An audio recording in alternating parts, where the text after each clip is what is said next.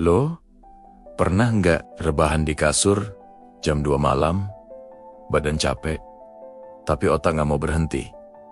Mikirin kerjaan besok, mikirin omongan orang tadi siang, mikirin masa depan yang nggak jelas. Atau lebih parah, mikirin hal yang udah lewat, yang udah nggak bisa diubah, tapi tetap aja diputer-puter di kepala. Kalau lo pernah ngalamin ini, tenang. Lo nggak sendirian. Tahun 2017, ada survei yang namanya Survei Kekhawatiran Nasional Indonesia. Hasilnya, mayoritas orang Indonesia khawatir soal biaya kesehatan, biaya pendidikan anak, kondisi keuangan, masa depan yang nggak pasti. Dan yang paling menarik, kekhawatiran ini kebanyakan tentang hal yang belum terjadi. Kita stres bukan karena realita, tapi karena imajinasi kita sendiri. Gimana caranya? Otak kita bisa berhenti nyiksa diri sendiri. Lebih dari 2000 tahun yang lalu, di Yunani dan Romawi kuno, ada jawabannya. Mereka namanya kaum Stoa, dan filosofi mereka disebut Stoicisme. Henry Manampiring nyebut ini filosofi teras. Mengapa teras? Karena Stoa artinya teras, atau beranda berpilar.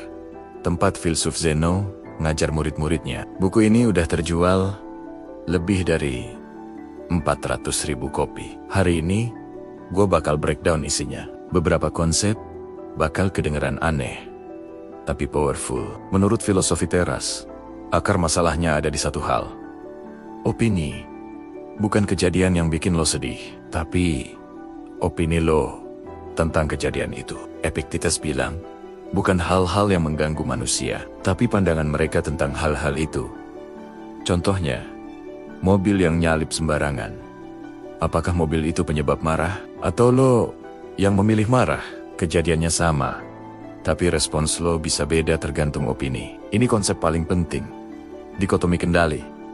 Ada hal yang bisa lo kendalikan, dan hal yang nggak bisa. Kendalikan pikiran, keputusan, dan respons lo. Tapi lepaskan soal cuaca, kemacetan, atau pendapat orang lain tentang lo.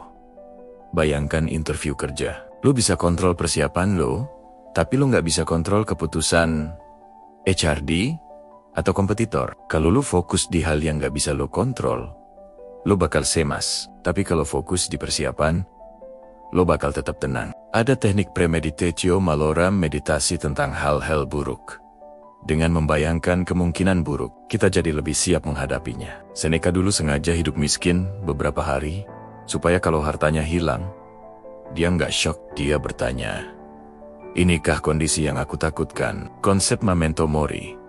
Ingatlah bahwa kamu akan mati. Bukan untuk takut, tapi sadar bahwa waktu kita terbatas. Masih mau nggak lo habiskan waktu untuk ngomel di Twitter? Memento mori adalah alarm pengingat.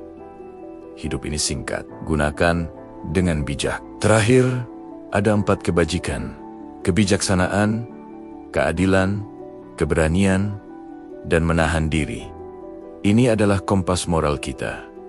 Praktekin lewat jurnal stoik tiap malam. Refleksikan emosi lo, dan gimana lo bisa merespons lebih baik besok. Filsuf Stoa percaya, lo nggak bisa kontrol dunia luar, tapi lo sepenuhnya bisa kontrol dunia di dalam lo. Itulah kebebasan sejati.